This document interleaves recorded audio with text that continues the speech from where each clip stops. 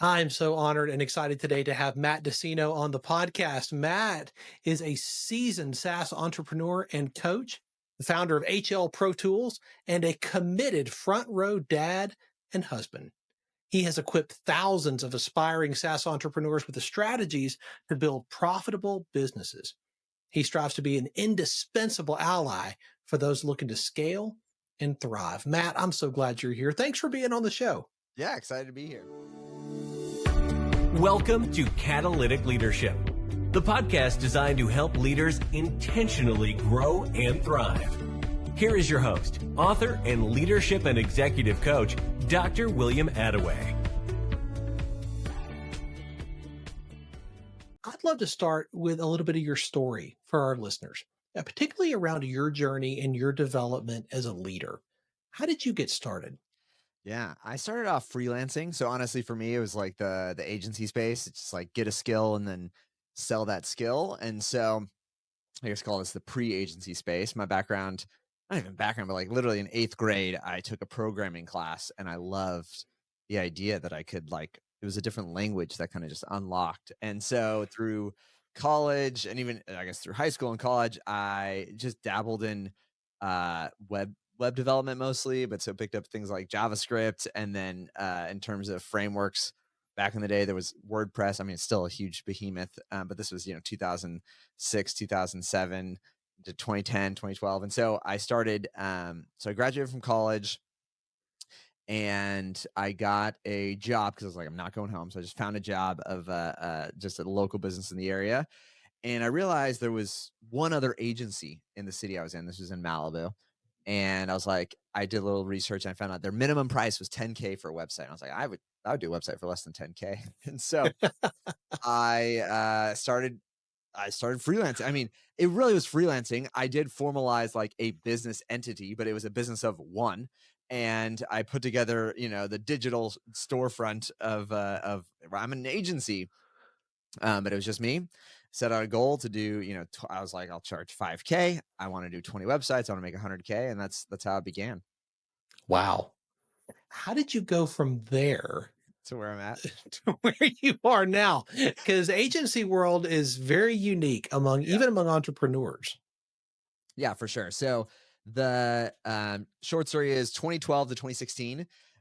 We just did web dev and I made a lot of good connections. So I would surf, I'd meet people. Malibu was just a great city because it happened that there was a lot of established business owners that knew other business owners that had big budgets. So I quickly grew past the 5K, kind of price point there and realized I sort of had a knack for sales, or at least the relational development side of it. And got some good strategic partners out of Santa Monica. They would send us business and jobs and deals.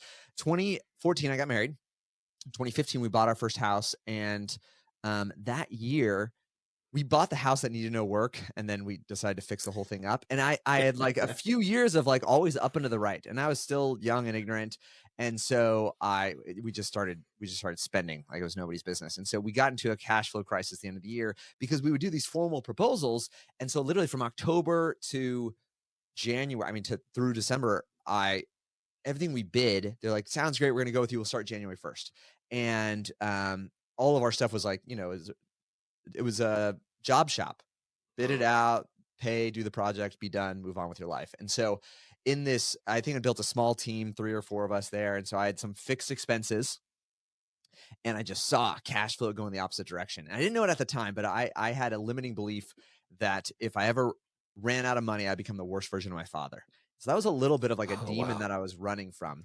I didn't fully know it, but this idea of this, I'm not a type A personality, but I've tracked every dime in and out of my life, personally and now professionally, from college on. Like just Google spreadsheets. I can tell you how much I spent on Starbucks in March of 2017. I just been Oh my goodness, sort of like weirdly OCD, but just about the money side of it. And I realized later on that's why.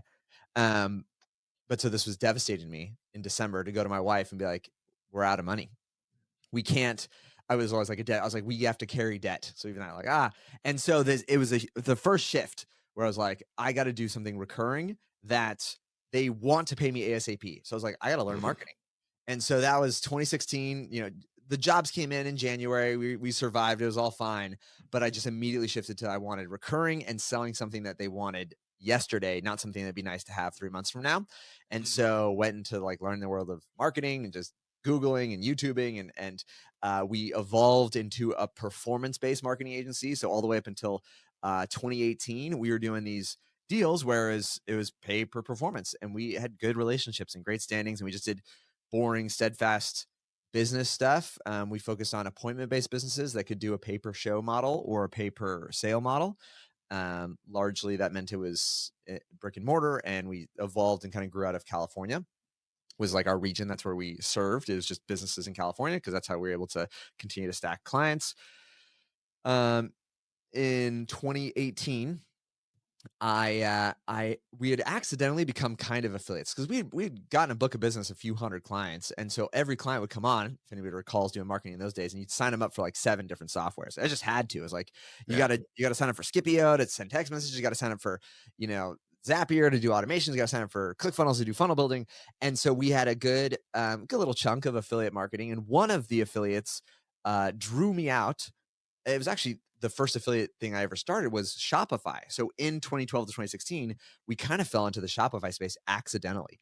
And it was just, there was a couple of e-com health and wellness brands, national brands, that I surfed with the owners, the CEOs, and that's how we started doing these deals.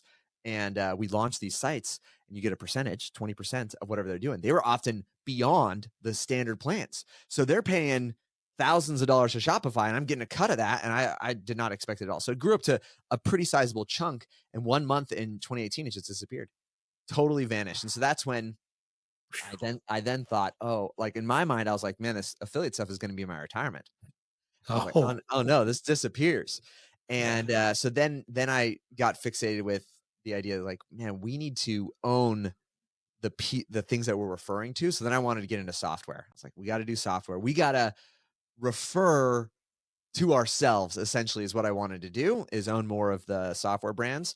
And that's where in December of 2018, some people were teasing out, it's like, hey, have you heard of this thing's launching? And it was HighLevel. So January of 2019, signed up. I think we were one of the first 50 or 100 agencies. I remember the Facebook group. We were definitely one of the first 100 people in the Facebook group. And the premise was you could rebrand the software. Didn't do everything. It did like a few things. But you could rebrand as your own and kind of just control the whole process. They were like, it's fixed price, put unlimited clients on there. And for us, it's just right place, right time. And so we took a few months. I joke, in the early days for us, it was, one, the sign-up process in those days, it was very sketchy looking, the funnel. Like in the sign-up process, it said like, hey, if you got questions, call this number. Who does that? Like it like says like, please don't just buy, like, please call us. So I call, and I get this guy whose answers just like he's walking outside, like, hello. And I immediately was like, I'm so sorry. Someone's scamming, and they put your cell phone on like this website. And he's like, no, this is real. And it was Sean. It was one of the founder, co-founder. It was his cell phone. He's like, no, it's real. Like, HighLevel, this is us. This is me. And so that's started the relationship. I asked him, like, is this real? Is this legit? He's like, yeah. So we get started. There was a couple things that we needed early on for us, felt foundational, like custom fields, like dynamic values. Like that didn't even exist. They just two-way text messages. We could connect our Twilio account to it, and it worked. That was already good. It was already a leap in the right direction. I see people come in now that like it doesn't have enough features. I'm like, oh my gosh. I started with like one, and it didn't have custom fields for the contacts. So I told him, he's like, do the idea board. I did it, and I'm a bad politician. It's still my first post in the group was like, please vote for this. No one voted. So I was like, this is happening. And he said, if you pay us $5,000 a month, we'll just build out whatever you want. And so that's how we started in HighLevels. We had this $5,000 a month plan. And the idea board was whatever, like, it was like, there's the idea board. And then there was like us saying, hey, here's what we need.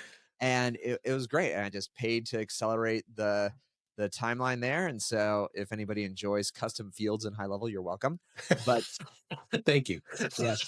So that's how we were able to launch. And back in the day, there was no funnel builder inside of HighLevel. And so I don't know if actually I have it here. I'll push my camera over if you want to see that award over there. That was us selling HighLevel via a ClickFunnels funnel. They didn't have a funnel builder. That's awesome. And so that was the only way you could do it. And so we spun up a brand, sold that, kept on selling that. A year later, COVID hits, and this was the next big pivot for us. Was we were running in tandem, performance-based marketing, paper show model, if anyone's familiar with that. And so we get deals, and I do net 30, net 60 terms.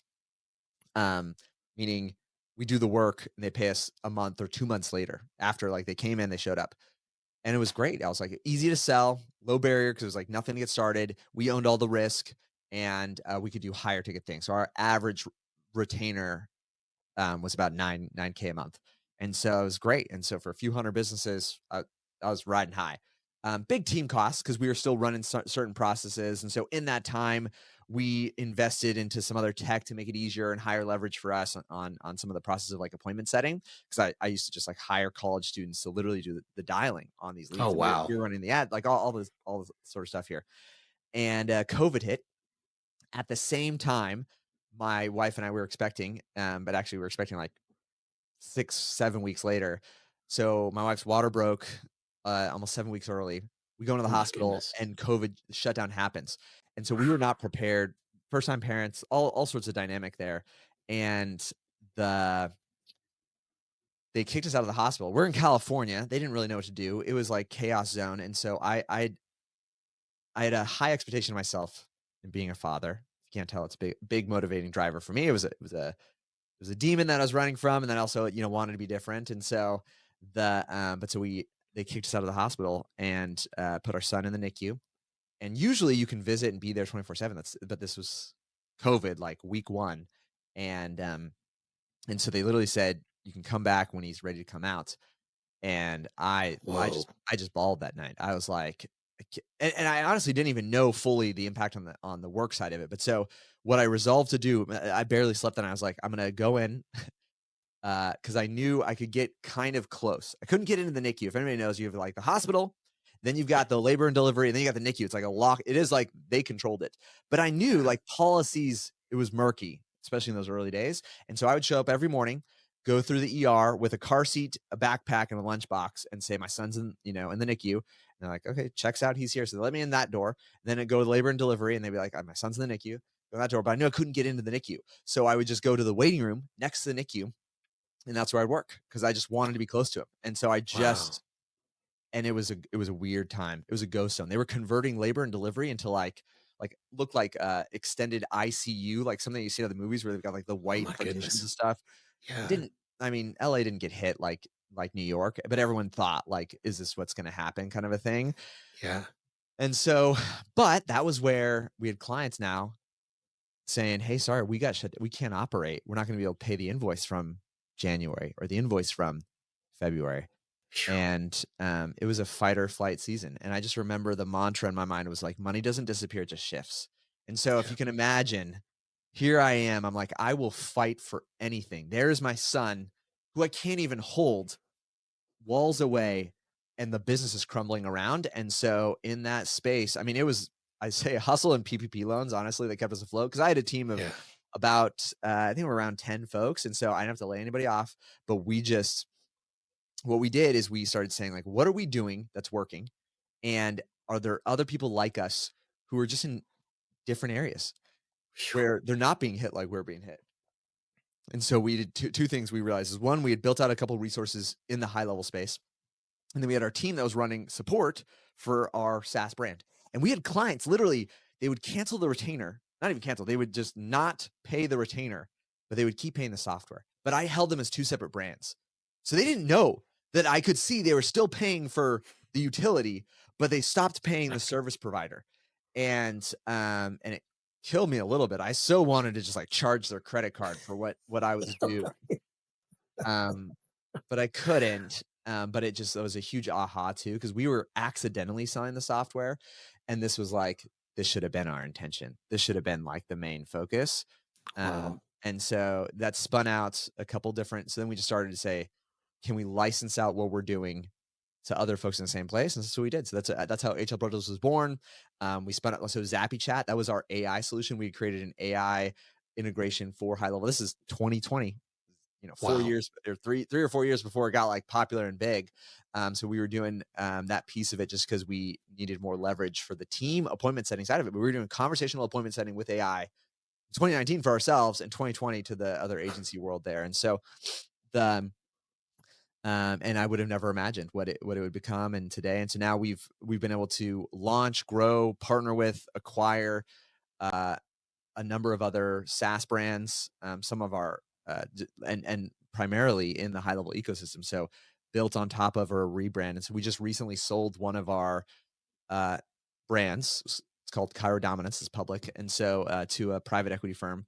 It was a 7-figure deal, and this was, I think we partnered. We bought out another owner share in 2021, and so in about 2 years, maybe it was 2022, 2 or 3 years, we were able to scale and sell. And so that's what we do now, day in, day out. If people are living using anything in the high level ecosystem, we now, it's kind of cool, have the privileged position of seeing thousands of folks having traction with this, because that's what we do, is we come alongside of them and help them launch, grow, or scale, as well as just doing it for ourselves. So most of my attention is in the day-to-day of, I really enjoy the marketing side of it. And I've just been really fortunate to make good hires and insulate from my weaknesses. So now we got, 200 folks that are really great, administrative excellence and high level competence, just to support either the agencies, their teams, or their customers directly. And so we've been able to work with big brands like Tony Robbins, Ryan Dice, Frank Kern, and have really great relationships with, like I said, thousands of other agencies. So Tremendous. What a journey. Yeah. You mentioned, and I read this in your bio earlier, that your family is incredibly important to you. I'm curious, like navigating through all that. You talked about what happened with the NICU. Yeah. Since then, the rocket ride that you've been on. Yeah. How have you been able to balance and keep your priorities straight? It's, you know what? It's, I think about it in concepts of fences and walls. And also this idea of this is probably just like some principle in physics, that more flexible things will always adjust to less flexible things. And so if I've got a feather versus a brick, the feather's going to flex, the brick is going to stand still. But then you take the same brick and you go brick versus diamond, the brick's going to flex, the diamond's going to stand still. And it's just more flexible things will adjust to less flexible things. So for fences and walls, it's determining that for yourself. There are certain things. I think about fences. I think of like chain link fences. It's there. I try to stay within that parameter, but sometimes I hop the fence, and that's okay. It's like general guidance. I can see to the other side of it. There's other things that are walls, and it's like, there's a no-go zone. And we each get to carry those personally for ourselves, but I don't think enough people give themselves permission into that, of like being inflexible as a strategy to not resent the journey. Because I've heard from a lot of folks, they sacrifice the things they wish they didn't sacrifice. And it's just from starting out. And I'd say, like, even right now, my day schedule, people would be surprised. My day-to-day right now, I do not work from 7:30 to 1:30. Zero calls, zero attention, nada. From the primary chunk of the workday. Why do I do that? Because my schedule is oriented in such a way that, like, I take my eldest to preschool every single day. I actually take both my boys. So I take my eldest to preschool, and then I hang out with, so we got a 4-year-old and 2-year-old now. And I hang out with a 2-year-old until nap time. And so we hang out together, then we pick him up from preschool. He does like a half day, and then we come back and I put him down for nap time. And then my eldest is kind of does quiet time and quiet play. And that's, I put in time here. So I wake up early, do this for an early day for myself, for me. And then mostly have accountability to the team on sticking them, giving vision, direction, whatever it is that requires. A lot of it's just like looking at the scoreboard and then telling other people about the scoreboard, like reprioritizing folks based on the scoreboard. And but that's, some folks would say, how you could run an 8-figure business not working 7:30 to 1:30 Monday through Friday, and actually it's like in Saturday and Sunday, like I don't work at all. And so that seems, and some people might be, that seems impossible, but like, no, it's impossible if you don't have the constraints. So much of it is forced constraints. And so the fences and walls, and then just understanding that you're giving yourself permission to be inflexible. And I've gone through different cycles of this. And every time there's an area that I don't want to cross, the cool thing is I say deficit creates opportunity. So the things that I'm not willing to do or that I can't do, that's an opportunity for somebody else. And so I've definitely done this growing a team, but it's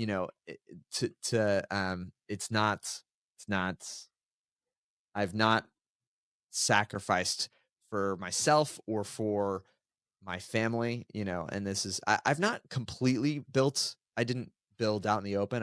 And I'm still growing in that kind of vulnerability, but to share things like my take, this is weird to say, but like personal income every year over, in the 7-figure zone. So I've not had to go like, oh, you built a behemoth and like you survive on $50,000 a year or $100,000 a year, which can happen to folks too, where they'll Sure. maybe buy back their time too much or not do it in a way that's profitable or sustainable. I really feel like I have a sustainable, healthy thing that doesn't require me for all the parts and pieces there. And it's been every zone. I just also fundamentally can't accept an either or situation. I always pursue the both end. And that's like the hospital said, you can only come back when this is done. I was like, no, like, that's not going to do it for me. Right now, I couldn't get into the NICU. Like, to be fair, like there are zones you can't go there, but like I needed to be close to my son. And so I found a way to do that. And I still have like photos. I'm in the NICU, well, in the waiting room outside of the NICU, having clients cancel on us or kind of say like, hey, sorry, this $10,000, $20,000 invoice, we're not gonna be able to pay it. And Wow. that's, it's motivating. Right. You get over yourself, you do the stuff that you've known that you're supposed to do. And that's maybe the other dynamic too, is when you put in these false constraints, growth is uncomfortable fundamentally. Most people know the things they need to do to get to the level they want to get to. We just make excuses for ourselves, or we're afraid of the discomfort that that is probably there, truly there in moving in that space. Because also when you grow to new levels, you're always bad first. And so I've just chosen to be okay with being bad fast. And I give myself permission to be bad fast. Some of this is like, I don't know. Some of this I could I don't take myself as seriously. I grew up, I've always struggled with my weight. Honestly, this is a weird dynamic there, but like I grew up and I was the heavier, I was a big kid in elementary school and into high school. I kind of stretched out a little bit. And so some of that I think sticks with you in the sense of like, you had to learn to make fun of yourself because that was like a coping mechanism. And so now the idea of looking foolish in front of other folks doesn't faze me as much. I remember I when I was 19, I decided I want to learn how to skateboard. You show up at a skateboard, like a skate park as like a, adult, everyone assumes like you must be good because why else are you here? And to be willing to like, I'm going to fall next to 12-year-olds because I want because I'm like, well, how else am I going to learn? Like I have to be the like guy who's attempting a kickflip, but it's just funny. Like some of the things as we get older, we feel the pressure on ourselves. Like everyone else around me is already, they're already good. They've already gotten there. And I just, it's not that you don't feel it, but I think I've exercised that muscle of being okay, being uncomfortable, and just laughing at yourself and giving yourself permission to be bad. And so then it's just like, may as well be bad fast. It's so insightful. And I think so helpful for the people who are listening who really struggle with so many of the things you're talking about. You have to lead at a different level today than you did 5 years ago. Your team needs it. Your client needs it. Your clients need it. Your business needs it. And that same thing is going to be true 5 years from now. What are you doing to level up? How do you intentionally develop the skills that you and your team and your clients are going to need? It is learning through action is I think what I'd say. I think there's a lot of folks who will learn to learn. That's not a bad thing. I appreciate learning. But where it turns into significant growth is in the actual action side of it. And so there's, like there's practical elements of like having a clarity of a why. This is like the most motivating thing for me. Like on my monitor right now, I have 25-year goals. This is insane because in 25 years, anything could happen, right? Like these are just monstrous goals. I got like one I share all the time is I want to have kind and confident kids adults. We want my wife and we want to raise kind and confident kids who want to spend time with us when they no longer have to. I love that. Shapes so much of the day to day, right? I added a new one in here this year. As I was like, I want to have a 6-pack. I want to be a ripped grandpa. I had never given myself permission to be elite when it came to physical fitness. And I had like totally disregarded this. it's weird to say, but like this year, I'm down 35 pounds. I'm the lightest That's and amazing. strongest I've ever been in my life. And it started with picking a goal that was 25 years from now. So good. Because I've learned this too with the team. Your dream has to be, your dreams and goals, like your dreams have to be big enough to fit the dreams of your team. Yes. Otherwise, they're going to go and find someone else who's got bigger dreams. And so, yes, dreaming big, and then finding ways to actually put it into action. So I hold just daily practices, seek out accountability, and when I have an idea, try to reduce the space between idea and execution as much as possible. And it cycles that way. So good. Matt, I know your schedule is tight, and I'm so grateful for you sharing so much insight and so much of your time here today. Thank you for being here. I know our folks are going to want to continue to learn from you and stay connected to you. What is the best way for them to do that? I think the best way is, if you're growing kind of this space, there's a couple things we've been able to accomplish. If you find me on Instagram, this is where I really do a better job now of documenting the journey. It's just at Matt DeSeno on Instagram. Find me on Instagram. You can follow me if you want, or just DM me. And here's what I want to set up. If you DM me Breaking 100, I've put together probably the most practical ways that I've been able to take those action steps, like those small action steps, and then also just practically getting over 100 clients. So we've done it for ourselves, many other folks before, and some of the cool things I learned from watching other folks do it. So I love some of the biggest launches I've ever seen, or growth curves. Like I said, some of the greats in the marketing zone. And so if you're trying to grow, I would prefer to just give folks resources off the bat that will help you make money. All of our stuff, to be clear, is we're usually in the zone of when you have clients, like that's where we step into it. And so, find me on Instagram, DM me Breaking 100, and I'll shoot you over totally free, no opt-in required. I put together like a 6-hour kind of course of some of them are really small practical things, and some of them are a little bit more advanced, but I tried to hold nothing back, and I'd love to give that to anybody who's listening and want to stay in touch. And that's so generous. Thank you for that. And thanks for being so generous today. So appreciate you, Matt. Yeah, thanks for having me. Thanks for joining me for this episode today.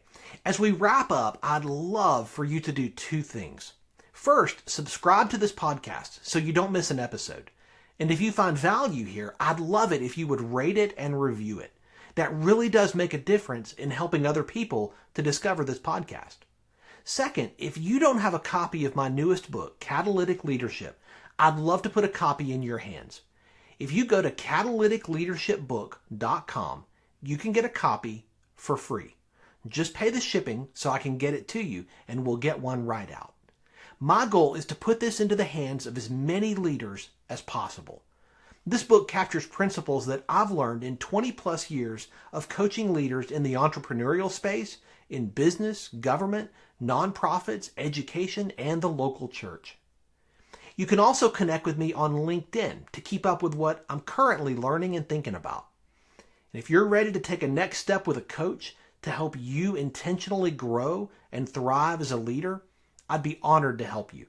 Just go to catalyticleadership.net to book a call with me. Stay tuned for our next episode next week. Until then, as always, leaders, choose to be catalytic. Thanks for listening to Catalytic Leadership with Dr. William Attaway. Be sure to subscribe wherever you listen to podcasts so you don't miss the next episode. Want more? Go to catalyticleadership.net.